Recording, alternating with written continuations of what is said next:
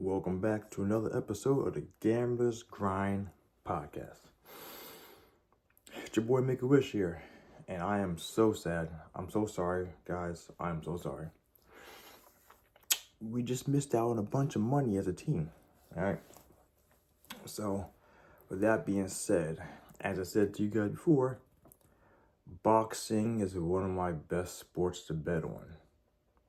However, I completely forgot about this match just happened, the Ryan Garcia Devin Haney match that I haven't been following at all because I've been doing so much other stuff, right? And since I'm now more focused on my sports betting and that kind of stuff, I'm actually gonna pay attention to boxing again. So going forward, I would try my best to not miss out on these things because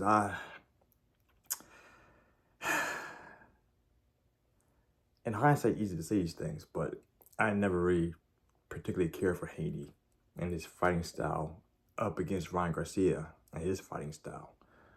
So that was like I think it was like a plus 400 pre-fight for Ryan Garcia to win. And I don't know if I'll put a knockout or I'll put decision, but those things were still both there. And I actually just got to watch the fight too, and that was just so phenomenally atrocious. I missed out on that. But the biggest reason why I talk about this now, because this is a day and a half after, just about 36 hours, give or take.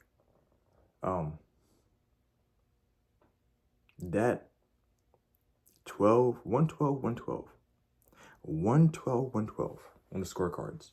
That's one of the most atrocious things that be happening in the boxing world. All right. And so I want to make sure I put this in my notes, because especially because in the fact that I'm going to be doing a lot more sports betting, doing sports betting, but making a lot more bets again in boxing, I'm going to have to pay attention to these other side notes. My man Max DeLuca. I'm gonna make sure you note that. Notate that too, guys, because if you actually are a boxing enthusiast who likes to sports bet as well, you might want to watch out for that guy, because I don't know. There's a couple of people I need to add to my list. I have been watching boxing enough and following the judges at the same time to actually dictate that being this case. But this is one of the things that I definitely want to make a note of. Going forward, watch out for certain people, because I just got done watching a majority of the fight. Imagine was sped up, skipping some things, whatever, but I saw enough to get a good gist of it. I'm not gonna lie, boy Ryan Garcia, he was definitely not in shape to throw as many combinations as he was chasing my man down. And Devin Haney, as I figured, did not quite have the jaw to stand up to a powerhouse puncher. I don't think by any means that Ryan Garcia is definitely a huge powerhouse puncher, but he hits heavy for his weight class. And that means the world of a difference, you know? So going up to like 147 though, I don't see it.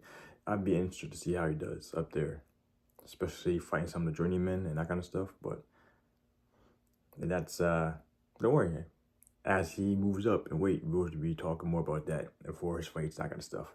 Because he's one of the people who actually need to keep an eye on, because of the fact that he actually has the reputation and that precedes less than nothing, okay? So our fight with him will be bigger, more media attention, more kind of blah, you know what I'm saying?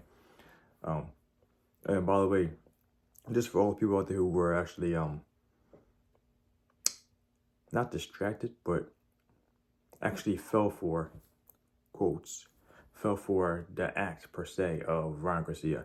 Not necessarily that some of it wasn't factual, but there have been plenty of boxers in the history of boxing who have been completely not consistently training and being productive, not doing things out on the outside, but still were favorably huge, impactfully in the ring. Trying to think of some people off the top of my head. One of my favorite ones, which when I first got into actually watching boxing, was what's his name? Mayorga. He was the guy. Smoke all the blunts.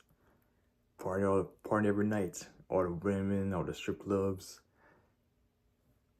always drunk. Oh man, he was one of the big ones. He was a huge journeyman eventually, but he was like if you guys remember, he was kind of like he was the previous version of Maidana. Mostly went forward, boxed ridiculously powerful brawler, and but he was good though. He was good in his mannerisms, how he did things. So if you could be past him, then you were able to move on to the next step, basically. Or if you were trying to get another tune-up fight, he's a good guy to fight towards the end of that. But yeah, constantly all the time.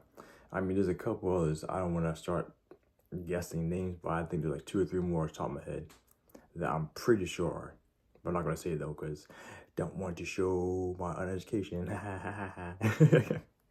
But yeah, no, honestly though, this fight reminded me, because we were made something off of this one, guaranteed. Because I don't see Devin Haney being a top superior boxer in regards to technique. He's like a weaker version of Shakur Stevenson in my eyes. But then again, though, Shakur Stevenson, he has height advantage to change some things. So he actually has a little more leverage. But Stevenson doesn't actually go for power punches either. But he does control the ring a lot better. You know what I'm saying? So these kind of small things. And Devin Haney is a lot smaller, so that's not something. He has to be more slick for a boxer, which he's not. And for being as technical he is, he tries to be more slick. He has to improve that, but that's irrelevant right now. So, going forward though, you could expect more boxing matches be on the radar for the bigger ones. Not really the mediocre ones or the journeyman fighting, that kind of stuff, but all the big ones being broadcast. I'm pretty sure I'm going to make sure there's a fine effort for that. Some point in time too, UFC. UFC is not my thing, but I have a bunch of UFC guys in my corner. So when I start talking more of them, I'm going to add that into the schematics for bets and stuff like that for Friday, Saturday nights, you know. So just keep that heads up for you guys, all right? And so I apologize for that, but going forward though, let's make this money together. Happy gambling grinders.